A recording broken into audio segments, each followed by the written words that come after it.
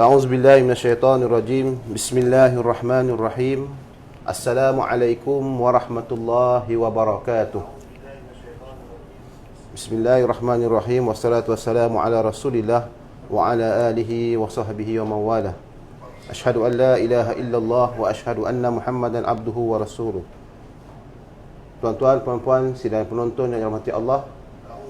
Pertamanya, kami di Pak Majlis Agama Islam Negeri Johor minta maaf, minta ampun pada sidang penonton sekalian kerana kita punya live agak lewat sedikit, lewat sejam lebih kurang kerana ada sedikit masalah teknikal.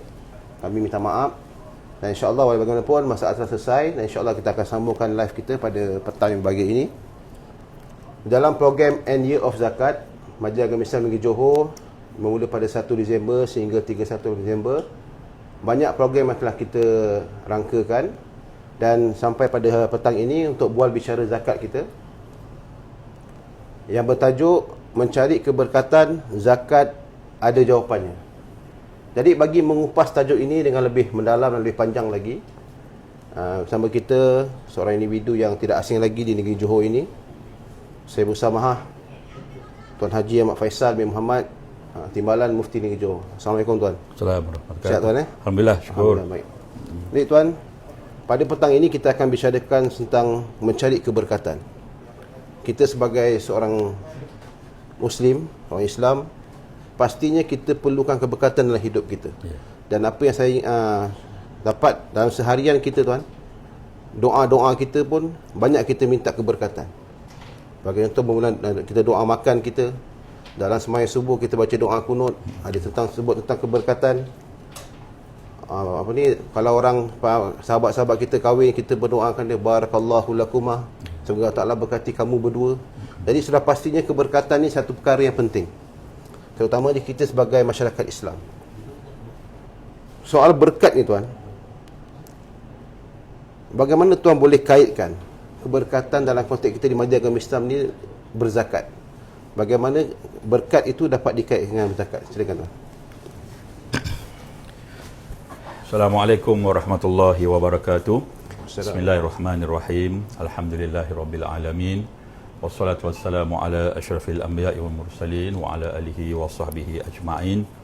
Allah wahdahu la syarikalah, Muhammadan abduhu wa rasuluh. Tawajjah haitsu syi'ta fa innaka mansur wa la haula wa la quwwata illa billahil azim. Qala rabbi syrah li sadri wa yassir li amri wa hlul 'uqdatam min lisani yafqahu qawli. Amma ba'du. Yang saya muliakan Ustaz Iqbal selaku moderator kita pada Budi Bicara Zakat pada petang yang bahagia ini, dan sidang penonton yang dirahmati Allah. Alhamdulillah kita bersyukur pada petang ini dapat kita bersama, dan sebenarnya yang sebut oleh Ustaz Iqbal tadi, mohon maaf daripada pihak kami kerana ada masalah teknikal di sini, dan alhamdulillah dah pun dapat diselesaikan dalam tempoh yang agak lama juga, tapi alhamdulillah kita mudah-mudahan dengan cara itu kita banyak bersabar, dan mungkin ini satu cara untuk kita lebih menambahkan keberkatan dalam hidup kita. Banyakkan bersabar, banyak berkat insya-Allah. Jadi kalau ikut soalan yang Ustaz Iqbal tanyakan kepada saya, iaitu apabila kita bercakap tentang soal keberkatan hidup, kadang-kadang kita akan kaitkan keberkatan ini dengan amalan berwajib zakat. Jadi adakah perkara ini betul? Adakah perkara ini benar? Sebab kalau kita nak fokuskan kepada antara sebabnya kerana tidak berzakat maka tak berkat. Adakah itu benda yang utama? Jadi kita tidak boleh nak mengatakan itu sebagai satu benda yang utama, dan itu merupakan salah satu daripada kalau kita sebut salah satu daripada puncanya, kemungkinan betul. Sebab kalau kita nak lihat Ustaz, kalau kita bercakap soal keberkatan dalam kehidupan, kalau kita bercakap orang itu tak berkat kerana dia tak bayar zakat semata-mata pun mungkin tidak betul juga.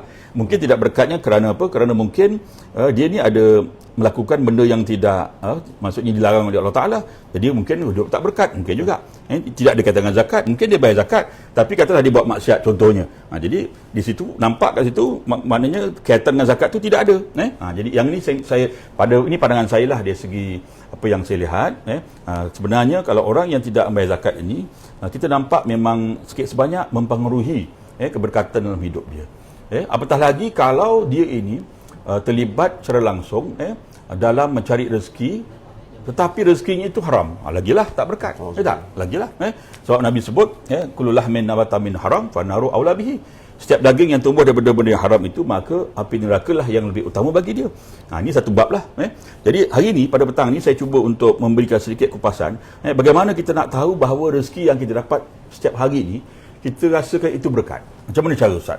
Kadang-kadang kita rasa rezeki kita dapat ni okey tak okey, rezeki aku ni berkat tak berkat kan. Jadi agaknya bagaimana? Jadi petang ni saya cuba memberikan beberapa tip yang saya petik daripada beberapa buah kitab tentang bagaimana untuk kita menampakkan zakat ataupun rezeki kita itu memang satu benda yang diberkati oleh Allah Subhanahu Wa Taala. Pertama, tanda rezeki itu Allah berkat kita. Yang pertama, kalau kita lihat, kita ini akan rasa apa yang kita dapat ni sentiasa cukup walaupun tak banyak. Kan? Katalah gaji kita tidaklah besar mana, tapi kita rasa kita dapat ni, alhamdulillah, kita boleh belanja dengan baik, ada pula lebihnya, kita sedekah sikit, bagi mak sedikit, kan? Bagi kadang-kadang belanja kawan kita pula ngeteh, ada lagi baki. Kita rasa duit kita cukup aja. Tu maknanya berkatlah rezeki kita tu, kan? Jadi apatah lagi kalau orang yang bayar zakat, lagilah berkat. Jadi kita nampak rezeki ni, tengok kat situ, kita nampak bahawa kita rasa yang kita ada ni, alhamdulillah, sentiasa cukup. Jadi kalau orang yang agaknya lah dalam diri dia tu, dia rasa dia ada gaji, okey, tapi tak pernah cukup setiap bulan. Jadi something wrong tu. Ada benda yang tak kena ni. Kena tengok. Ada masalah tu. Ada kaitan juga mungkin dengan keberkatan tadi. Adakah dia berjaya mengurus duit tu dengan baik, ataupun selepas dia bayar zakat tu ada tak benda-benda yang dia buat yang tak betul? Tu mungkin kat situ ada. Kita kena tengok. Itu yang pertama. Masa kita terbatas, saya bagi contoh je lah. Itu yang pertama. Yang kedua, kalau kita lihat antara tanda-tandanya apa? Kita lihat keluarga kita ni. Kadang-kadang keluarga kita stabil, bahagia, alhamdulillah, walaupun kita dengan apa yang kita ada ni, kita belajar yang kita ada, alhamdulillah, anak-anak kita sekolah dengan baik, semua okey, tak ada masalah, rumah tangga pun alhamdulillah tak ada masalah, gaduh-gaduh dapat anak pula kan, macam Ustaz Kebalah gaduh dapat anak lagi, tak ada masalah. Maksudnya apa? Rezeki kita berkat lah tu. Allah bagi kita, dari segi apa? Dari segi kita mengurus rumah tangga tu dengan baik, Allah bagikan. Itu juga namanya rezeki. Dan itu juga keberkatan. Itu yang kedua. Yang ketiga, okay. Kalau kita bercakap soal ibadat, kalau kita merasakan diri kita ni mudah untuk solat, mudah untuk melaksanakan ibadat, tidak ada masalah. Kadang-kadang kita di rumah nak buat sembahyang witir, nak buat sembahyang kalau kat masjid pun kita nak buat tahiyatul masjid, nak buat ba'diyah ke qabliyah ke, kita rasa mudah je nak buat ibadat. Kan? Tidak ada orang kata apa, tidak ada masalah. Ringan kan. Nak bangun cepat kita nak bangun. Maknanya itulah satu tanda Allah memberkati kita. Itu keberkatan juga dalam hidup. Bukan zakat berzakat saja kan. Itu juga satu tanda-tanda bahawa yang kita dapat itu, rezeki itu adalah berkat. Itu dia. Okey, itu yang ketiga. Yang keempat pula, kadang kalau kita lihat, ini lebih kepada muamalah kita. Orang kata apa? Pergaulan kita dengan masyarakat. Kadang-kadang orang akan mudah dengan kita. Kan? Orang akan mudah kita, orang suka kita. Mana-mana kita pergi tak ada masalah kita kan. Jadi maknanya itu juga sebagai satu tanda bahawa kita bila kita macam tu, maknanya apa? Insya-Allah apa yang kita dapat, rezeki yang kita dapat tu, Allah berikan kita keberkatan. Jadi bila Allah berikan kita berkat rezeki kita itu, orang tengok kita pun senang. Kan? Tak ada masalah pun kita. Maksudnya senang itu satu bentuk yang Allah berikan kepada kita. Seterusnya yang kelima, saya tambah sedikit. Kita lihat soal tadi, kita cakap soal keluarga. Ni anak-anak pula. Kalau kita lihat anak-anak kita cemerlang, mungkin dalam perasaan, kalau tak cemerlang pun dia lulus dengan baik, peksa pun dengan baik, dapat jawab dengan alhamdulillah dengan baik. Itu juga satu tanda bahawa keberkatan ada dalam diri kita. Allah beri dalam bentuk apa? Dalam bentuk anak-anak kita pula.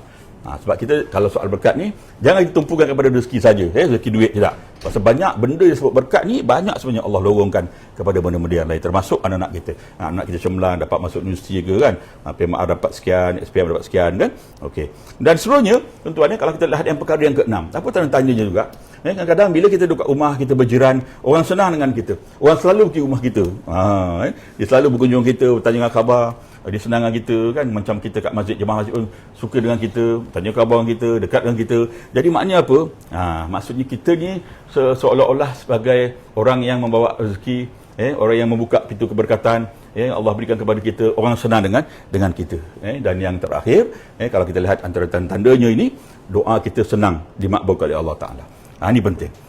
Kalau orang yang rezekinya itu diberkati Allah Ta'ala, hidupnya Allah beri keberkatan hidupnya, percayalah doanya insya-Allah akan Allah makbulkan.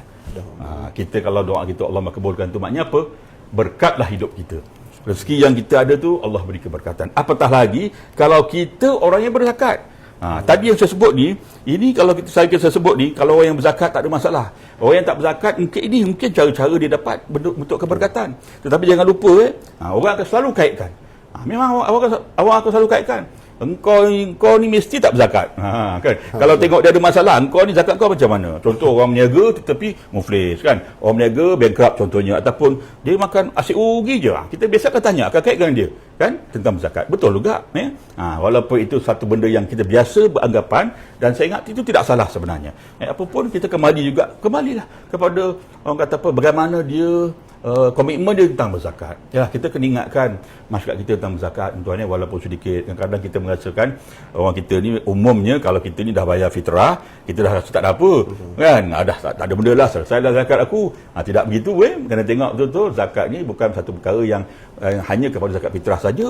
Dia kena tengok berzakat yang lain kan, zakat yang pendapatan, zakat yang kita dah selalu kita bincang itu. Jadi apa pun tuan-tuan yang dirahmati Allah, percayalah, kalau kita mencari rezeki dengan halal, rezeki yang kita cari tu setiap perlu kita, Allah bagi kita jalan untuk kita mendapat rezeki, dan juga dengan rezeki itu pula kita berzakat kepada asnaf-asnaf yang telah pun ditentukan oleh Al-Quran Allah Ta'ala. Dan macam kita ataupun kita khusus di Johor ni, kita pun maklum zakat-zakat kita semua kita serahkan kepada Majlis Agama Islam Negeri Johor untuk diagihkan kepada yang 8. Percayalah, Allah bagi kita rezeki, dan jangan lupa rezeki Allah bagi itu merupakan bukan kita punya sepenuhnya. Tidak. Kadang-kadang kita merasakan bila Allah bagi kita, katalah 10,000 tu kita punya semua. Tidak. Belum tahu, belum pasti. Kadang-kadang kita simpan duit kat bank pun, duit-duit kita tu, kalau tak betul-betul pun raib juga kan. Ataupun kita dapat sekarang, kita ambil daripada bank pun sekarang, kita bawa balik rumah pun silap pun boleh raib duit tu. Jadi tuan-tuan ingat, Allah bagi pada kita tu, kita gunalah untuk kata kebaikan, terutamanya kita gunakan untuk berzakat. Dan insya-Allah kalau rezeki kita itu berkah, Allah akan bagi jalan kepada kita untuk lebih banyak lagi kita untuk membuat kebaikan. Sebab bila sebut zakat, perkara yang wajib Ustaz. Itu belum kita cakap perkara sunat lagi kan. Kalau orang yang berzakat dia rajin pula sedekah, lagilah hebat, tambah lagi kan, maksudnya lagi berkat rezeki dia. Itu sebab tuan-tuan kita selalulah berdoa kepada Allah, ya Allah berikanlah keberkatan kepada rezeki yang aku dapat, yang kami dapat ini. Macam Ustaz sebut tadi lah, kita selalu berdoa kan. Memang kita akan guna istilah keberkatan banyak, Allahumma barik lana, barakallahu lakuma kan, macam-macam macam kita selalu buat baca di setiap kali kita solat dan sebagainya. Jadi ingat pada peluang yang terbatas ini, insya-Allah sama-samalah kita berazam, amalan kita berzakat jadikan sebagai satu perkara yang jangan kita tinggalkan. Ini merupakan satu kewajipan kepada kita, dan masa sama kita berzakat, kita akan membantu golongan-golongan yang memerlukan. Asnaf yang 8 tu dalam masa sama juga, kalau kita ada lagi keupayaan dari segi rezeki, apalah salahnya kalau kita bersedekah. Bersedekah juga satu perkara yang sungguh mulia, walaupun hukumnya sunat, tapi dalam masa yang sama kita menambah kebaikan, ataupun kita menambah orang kata apa, benda-benda yang baik dalam diri kita untuk kita mencapai hidup yang lebih keberkatan, insya-Allah. Jadi saya ingat untuk soalan pertama ni mungkin itu sebagai satu permulaan. Terima kasih. Tuan, saya tertarik dengan tuan cakap tadi, berkatnya rezeki ni bukan pada banyaknya rezeki tu. Banyaknya, contoh kita kan kadang-kadang masyarakat kita percaya dan kita yakin macam contoh nak berkat mesti kena banyak. Betul. Dah banyak baru datangnya berkat. Tapi sebenarnya tak macam tu tuan. Tak. Sebenarnya walaupun sikit, bila benda tu sebenarnya sikit tapi harta tu menyenangkan kita. Betul. Bila sedikit, harta tu tak memberi mudarat pada kita. Itu tandanya berkat tuan. Betul. Tuan. Alhamdulillah. Masyarakat kita hari ini bila cakap soal keberkatan tuan, ada di luar sana ialah semua orang suka pada kekayaan tuan. Betul. Saya pun suka jadi kaya. Mungkin tuan pun nak ada niat jadi kaya, dan mungkin dah kaya sekarang. Alhamdulillah. Insya-Allah. Jadi kadang-kadang kita, boleh tak tuan, ada di luar sana yang terlalu gairah tuan. Kadang terlalu jelah bila nak kumpul kekayaan, nak cukupkan keperluan, macam nak selesa tuan hidup kita nak kereta besar, rumah yang selesa, dan kita tak ada masalah berbelanja. Terlalu gairah untuk mencari kekayaan, sampai mereka ni kadang-kadang terlupa kewajipan berzakat dan tuan. Jadi apa nasihat tuan untuk mereka yang macam ni tuan? Dan mungkin ingatan untuk kita bersama lah tuan. Okey, alhamdulillah Ustaz. Jadi kalau menjawab untuk persoalan ni, saya mula-mula saya nak bawa firman Allah dululah untuk kita sama-sama ingat tentang kewajipan kita berzakat dan balasan ataupun akibat kalau kita tidak membayar atau betul menangguhkan. Saya mulakan dengan satu firman Allah dalam surah At-Taubah ayat 34 hingga 35. A'udzubillahi minasyaitonir rajim. Ya ayyuhallazina amanu inna katsiran minal ahbari war ruhbani la ya'kuluna amwalan nas bil batil wa yasudduna an sabilillah walladzina yaknizuna adh-dhahaba wal fiddah wa la yunfikunaha fi sabilillah fabashshirhum bi'adzabin alim.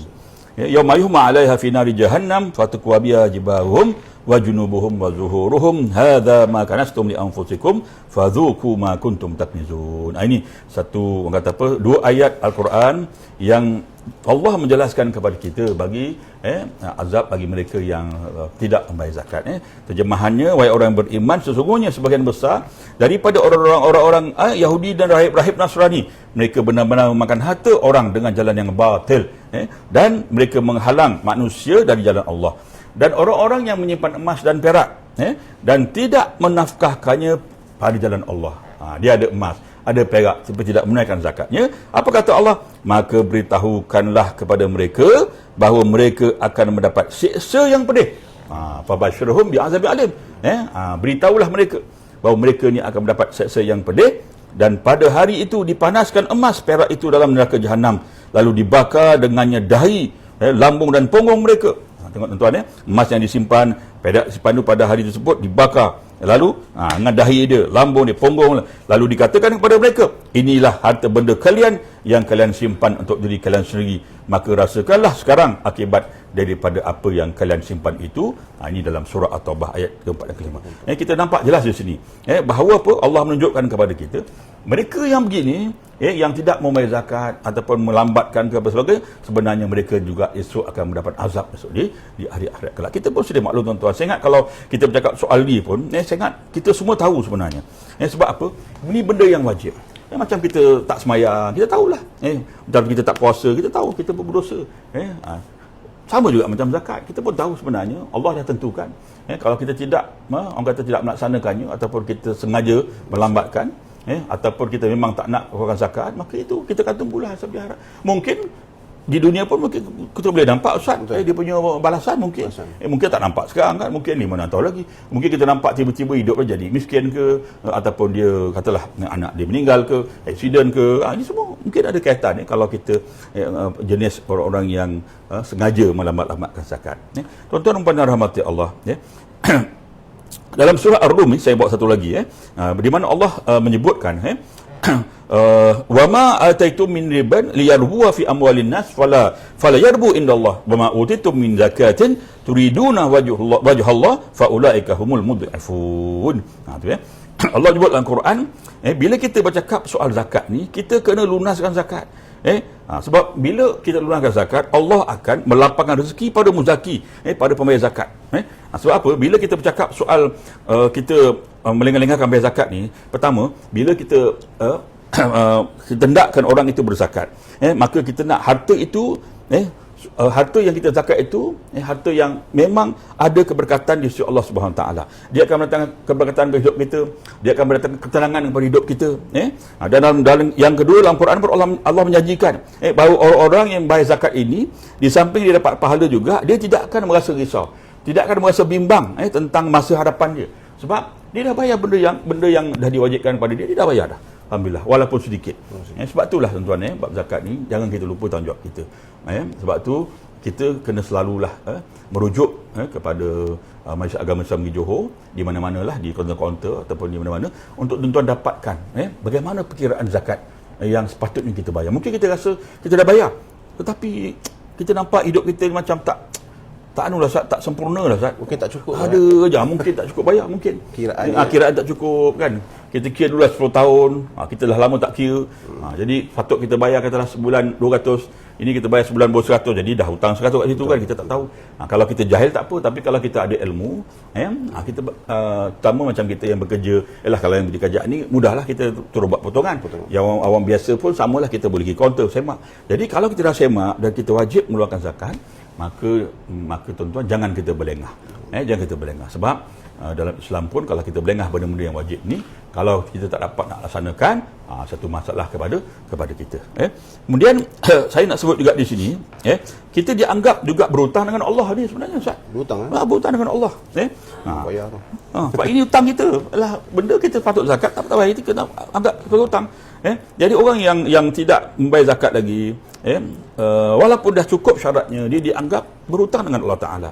Dan hutang pada Allah ni hutang yang paling utama yang wajib diselesaikan berbanding dengan hutang dengan manusia. Itu kena ingat. Jadi ini juga satu benda yang kita kena selalu ambil ingatan. Jangan kita ada hutang dengan Allah Ta'ala lah. Kita seganlah kita sebagai makhluk, sekarang kita dengan Allah berhutang. Allah bagi dah macam-macam nikmat kepada kita. Sekarang kita nak hutang dengan Allah. Jadi seolah-olahnya macam kita ni kufur nikmat pula. Patutnya Allah bagi nikmat, kita balas balik. Lagi lebih. Bagi menandakan satu bentuk rasa kesyukuran kita kepada Allah. Tapi nampaknya benda yang lain pula kita buat, mudah tidak berlakulah kepada kita. Jadi saya ingat untuk yang ni saya rasa sebagai satu galakan lah. Jadi kepada kita, mudah-mudahan jangan kita menangguhkan. Jangan kita menangguhkan untuk kita membayar zakat, tuan. Jadi kalau kita, kat sini pun saya ada ambil kat beberapa poin kat sini. Kalau kita menangguhkan, memang ada nampak ada dua kesan dekat diri manusia. Yang pertama, kita dianggap berdosa. Kerana apa? Kerana kita dengan niat sengaja menangguhkan pembayaran zakat. Walaupun kita dah ada duit, kata contoh. Kita dianggap berdosa tu. Kita tangguh. Dan kita menjadi penghalang kepada orang fakir miskin ni untuk mendapatkan hak dia. Kita menghalang ni pasal kita tak bayar. Sedangkan hak dia sepatutnya ada. Ingat, kita berdosa yang pertama.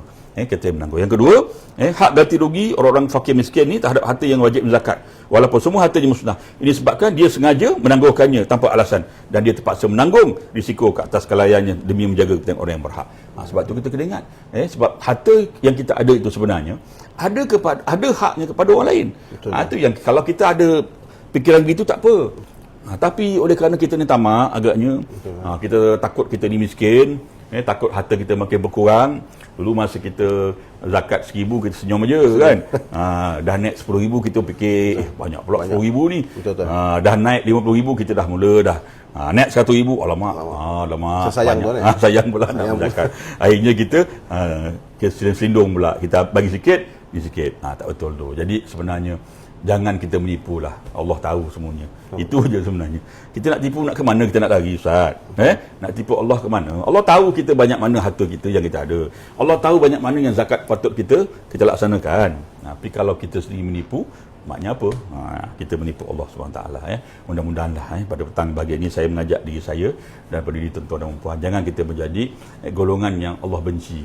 Benci kerana apa? Allah dah bagi rezeki dah kepada kita. Tapi kita pula tidak menggunakan hak kepada rezeki yang Allah berikan kepada kita. Sepatutnya Allah beri rezeki kepada kita bersyukur. Bersyukur kita buat apa? Bersyukur kita buat ialah pertama zakat, sedekah dan sebagainya. Jadi mudah-mudahan kita semua tuan-tuan pada petang ni menjadi orang-orang yang tidak mengabaikan pembayaran zakat. InsyaAllah. Okey, insyaAllah. Mudah-mudahan. Tuan, berkenaan dengan tuan cakap pasal zakat tuan. Maknanya bila tak bayar tu tuan, jadi hutang tuan. Dan perlu dikodokkan. Betul gitu. Memang kena kodok. Tuan-tuan dan puan sedang pendengar Masya Allah. Itu tadi soalan yang kedua. Jarak tuan-tuan dan puan terus bersama kita di Facebook Majlis Agama Islam Negeri Johor. Terus like, komen dan share. Mudah-mudahan perkongsian kita pada petang ini akan memberi manfaat kepada mereka di luar sana, insya-Allah. Tuan, kita terus pada soalan ketiga tuan. Kita tuan mata kita manusia tuan. Macam tuan cakap tadi, bila kita lihat orang susah, kita terus simplify benda tu macam ini mungkin sebab tak bayar zakat. Bila kita lihat orang tu ditimpa musibah, terus kita mudah. Kita boleh kata macam menghukum tuan. Ini mungkin sebab tak bayar zakat ni ataupun tak cukup zakatnya. Tapi tuan, kadang-kadang kita tahu pula ujian tuan, ujian yang kita dapat ni antara sebabnya Tuhan nak tingkatkan iman kita. Bukan ujian ni bukanlah maknanya kita tak boleh lah katakan yang bila dapat kesusahan, dihimpit dengan musibah dan sebagainya sebab tak bayar zakat. Dan masa yang sama Tuhan cakap, aku takkan nikatkan iman kau sebab mana kau tak diuji. Jadi boleh Tuan komen tak bukan soalan ni. Terima kasih Ustaz.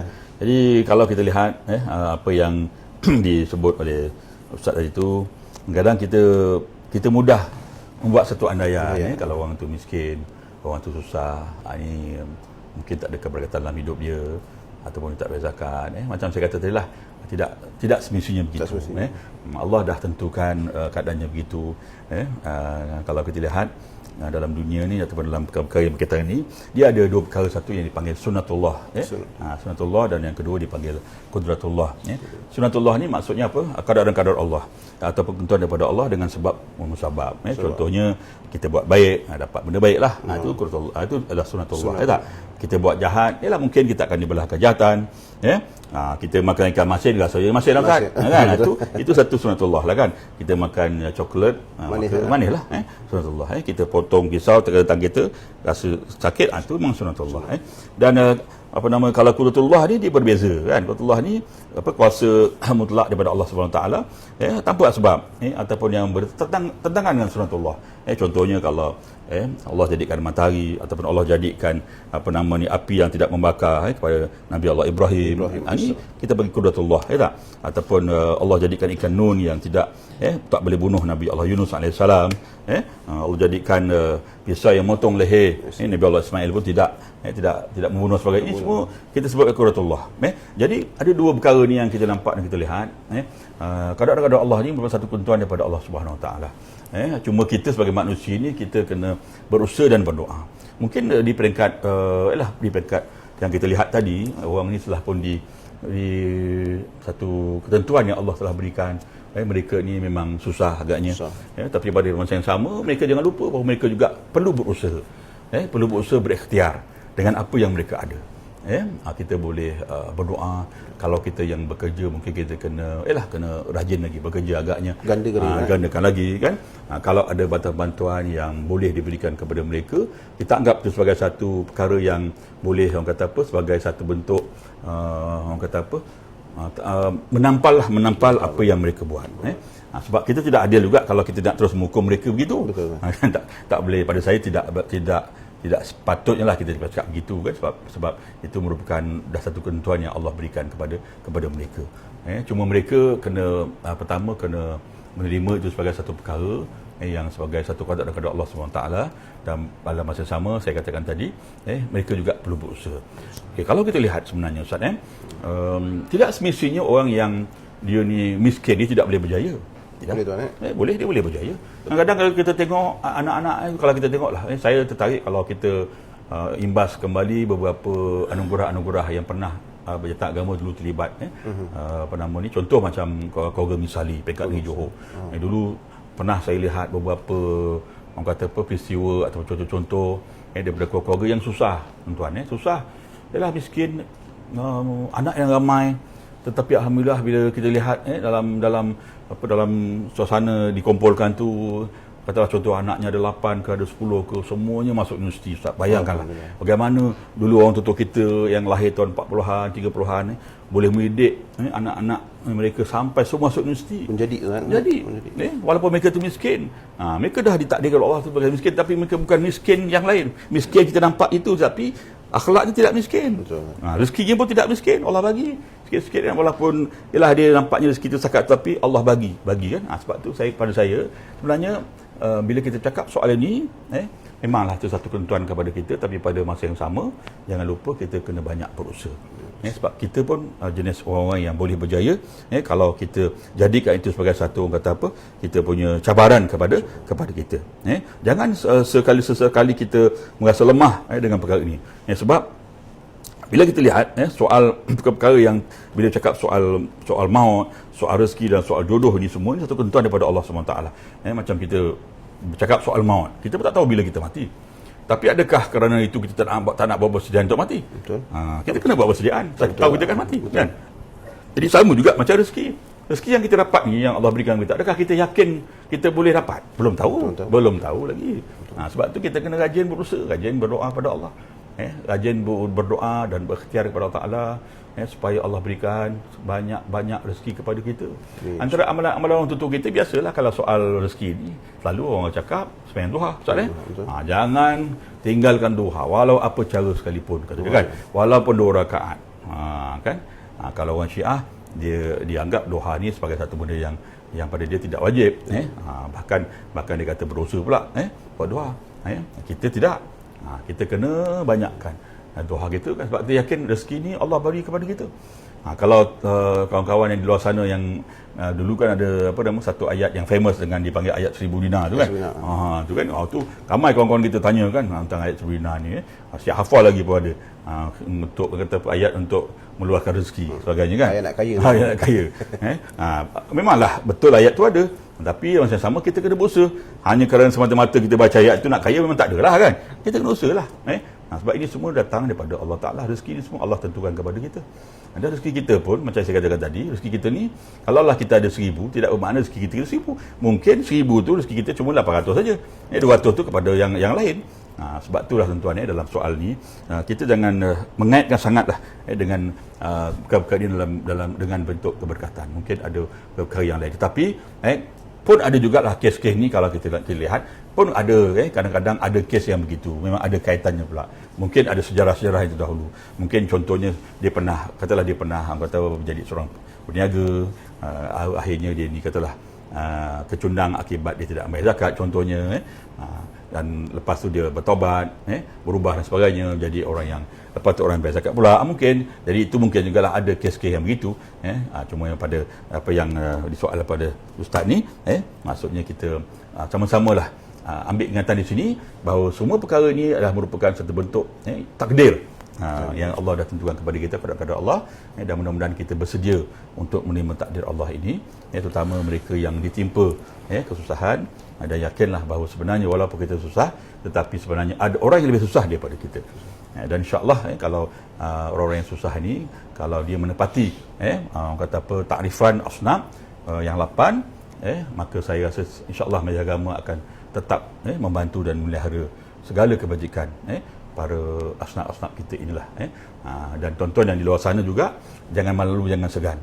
Kalau tuan-tuan kata apa terjumpa orang-orang yang susah, yang memerlukan bantuan, yang sepatutnya dibantu, tolong maklumkan kepada kena maklumkan kepada kami. Mungkin kami terlepas pandang ke, ataupun staf-staf kami di setiap daerah itu tidak ada maklumat dan sebagainya.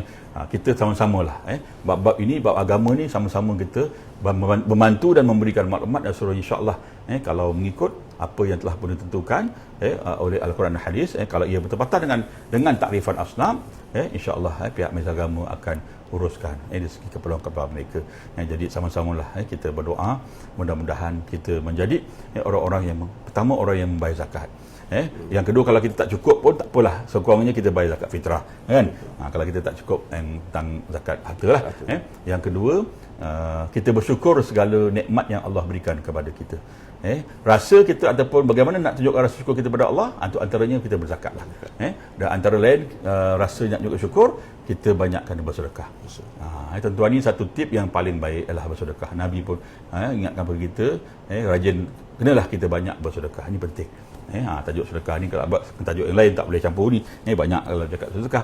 Tapi ini sebagai satu bentuk orang kata apa? Sebagai satu bentuk orang kata apa, tambahan kepada nilai tambah kepada diri kita lah. Kalau kita orang yang dah menunaikan zakat dan pada masa yang sama kita buat benda-benda yang sunat, alhamdulillah. Macam kita sembahyang wajib kita dah buat, kita tambahkan sembahyang sunat kan, qabliyah, tabaiyah, akan lebih orang kata lebih cantik lagi lah. Jadi mudah-mudahanlah kita berdoa pada petang ni, mudah-mudahan kita menjadi orang-orang yang sentiasa dalam keberkatan dan kerahmatan Allah Subhanahu wa taala, khususnya kepada kita yang telah sama-sama menunaikan zakat ni insya-Allah. Jadi mudah-mudahan kita semua dirahmati dan diberkati. Amin ya rabbal alamin. Terima kasih Ustaz. Terima kasih tuan. Untuk soalan kita yang ketiga tadi, tuan-tuan dan puan-puan yang dirahmati Allah Taala, terus kekal bersama kita dan juga minta untuk terus like, komen dan share video kita ini. Mudah-mudahan ini akan beri manfaat kepada mereka di luar sana insya-Allah. Jadi tuan, kadang-kadang satu lagi tuan, tambahan tuan. Ya. Kadang-kadang ada penerima bantuan kita di luar sana tuan. Mereka beranggapan bahawa bila mereka ni susah, anak-anak mereka juga akan susah macam mereka. Maknanya saya ada baca satu buku tuan, kesusahan ni bukan satu benda untuk diwarisi. Ya, betul tuan. Betul. Jadi maknanya antaranya bila contohlah satu keluarga tu diuji dengan kesusahan, jadi anak-anak tu nak keluar pada kesusahan tu mungkin dengan belajar bersungguh-sungguh. Maknanya bukanlah bila ibu bapanya susah, penerima bantuan kita dan sebagainya, maka anak-anaknya pun akan ikut benda yang sama. Betul. Dan juga ada masyarakat kita yang beranggapan bahawa yang sekarang ni dia tak berharap pada zakat tuan. Mungkin dia ada pekerjaan yang baik. Mungkin pekerjaan yang baik, gaji yang baik. Lepas tu ada maknanya sihat walafiat. Tuan mungkin bukan tak berhajat pada zakat, mungkin masih belum berhajat pada zakat. Sebab tu bila maknanya kita bila bayar zakat sekarang tuan, Majlis Agama Islam di Johor sentiasa memenuhi keperluan asnaf. Contoh tuan, untuk fakir dan miskin je tuan, Majlis Agama Islam belanja hampir 60% daripada jumlah kutipan untuk fakir dan miskin saja. Dan setiap bulan tuan ada 17,000 lebih penerima. 17,000 lebih penerima bantuan. Maknanya macam kita tuan, kita kerja hujung bulan kita tahu kita cocok dapat duit. Itulah juga maknanya ada 17,000 keluarga tuan yang kita bantu. Yang belanja lebih kurang 4 juta lebih dalam masa sebulan. Jadi maknanya mungkin tuan saya ingatkan pada diri saya sendiri tuan mungkin kita rasa kita tak perlu pada zakat sekarang. Mungkin suatu hari nanti kalau bukan kita, mungkin keluarga kita. Kita tak tahu nasib kita tuan untuk akan datang. Mungkin kita diuji bagi untuk sakit dialisis, sakit buah pinggang, untuk proses dialisis. Majlis Agama Islam belanjakan hampir 50 juta setahun. Yang mana pesakitnya 4,000 lebih. Mungkin kita rasakan kita sihat. Tak tahu mungkin kalau kita tak kena, Alhamdulillah mazalik, mungkin ahli keluarga kita. Dan masa tu saya sendiri tuan, saya ada pengalaman tuan. Saudara mara saya ada yang kena sakit buah pinggang. Dan sebelum saya kerja di Majlis Agama Islam pun saya rasa macam biasa benda tu. Bila kita lihat, bila dah kerja di Majlis Agama Islam, kita nampak ramai sebenarnya di luar sana yang memerlukan zakat ni. Dan kita perlukanlah maknanya orang yang ada kelebihan harta, ada pendapatan yang baik. Jadi janganlah rasa berat kan. Rasa berat untuk keluarkan sedikit. Bukan banyak tuan, 2.5% saja. Tak banyak pun. Kalau senang kata kalau 1,000 tu apa? 25 40 lah. Ataupun 1/40. Jadi jumlah tu terlalu sedikit. Sebab apa yang macam tuan cakap tadi, saya tarik tuan cakap, apa yang kita ada ni tuan bukan semua kita punya tuan. Sedangkan kita beli ikan mahal macam mana pun tuan. Ikan apa? Ikan merah tuan. Seekor RM70. Pun kepala kita tak ambil tuan. Kepala tu kita bagi kucing. Okay, tuan terima kasih tuan. Bersama-sama kita pada petang ini untuk bicarakan tentang mencari keberkatan, zakat ada jawapannya. Saya rasa apa yang tuan berkongsi ni menjawablah persoalan-persoalan kita, dan mungkin di luar sana ada yang terbuku di fikiran mereka apa yang kita nak sampaikan ni. Jadi mudah-mudahan ini akan memberi sedikit suntikan kepada mereka di luar sana, khususnya mereka yang nak bayar zakat boleh terus ke Majlis Agama Islam Negeri Johor, ke kaunter-kaunter kita di semua daerah, ataupun boleh buat bayaran melalui online. Mungkin musim COVID ni online lah. Bagus juga. Jadi saya rasa untuk setakat tu tuan, terima kasih tuan kerana bersama dengan kita. InsyaAllah. Tuan-tuan dan perempuan di luar sana, semoga terus like, share dan komen video kita ini. Mudah-mudahan akan terus beri manfaat kepada mereka di luar sana, insyaAllah. Ya tuan, untuk penutup ni tuan, mungkin boleh sedikit doa tuan. Bismillahirrahmanirrahim. Alhamdulillahirabbil alamin, wassalatu wassalamu ala asyrafil anbiya'i wal mursalin wa ala alihi wa sahbihi ajma'in. Allahumma shalli wa sallim ala sayyidina Muhammad al-fatih lima ughliq wal khatim lima sabaq, nasrul haqq bil haqq wal hadi ila siratal mustaqim wa ala alihi wa sahbihi haqqa qadrihi wa miqdaril azim.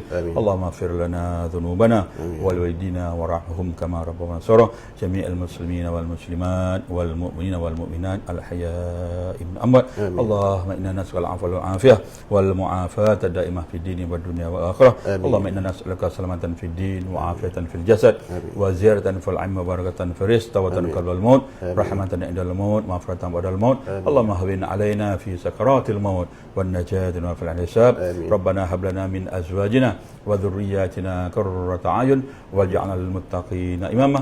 Rabbana iftah bainana wa baina qaumina bil haqqi wa anta khairul fatihin. Rabbana waj'alna hadin muhtadin wa ضالين ولا مضلين برحمتك يا ارحم الراحمين. اللهم اجعل نعمتنا دائمه ودولتنا قائمه واولادنا علماء ولا تسلط علينا ظالمه. اللهم نعوذ بك من الجزم والبرص والجنون ومن سيء الاسقام. ربنا آتنا في الدنيا حسنه وفي الاخره حسنه وقنا عذاب النار. اللهم اختم لنا بحسن الخاتمه ولا تختم على الله بسوء الخاتمه. اللهم اصرف عنا وعن سلطاننا وعن مسجد الجهور وعن المسلمين والمسلمات والمؤمنين والمؤمنات البلاء والوباء والأمراض والأسقام. أزل عنا وعنهم الشكوك والظنون والأوهام بمنك وكرمك يا ذا الجلال والإكرام. وصلى الله على سيدنا محمد وعلى آله وصحبه وسلم والحمد لله رب العالمين. تقبل الله منكم. Terima kasih tuan.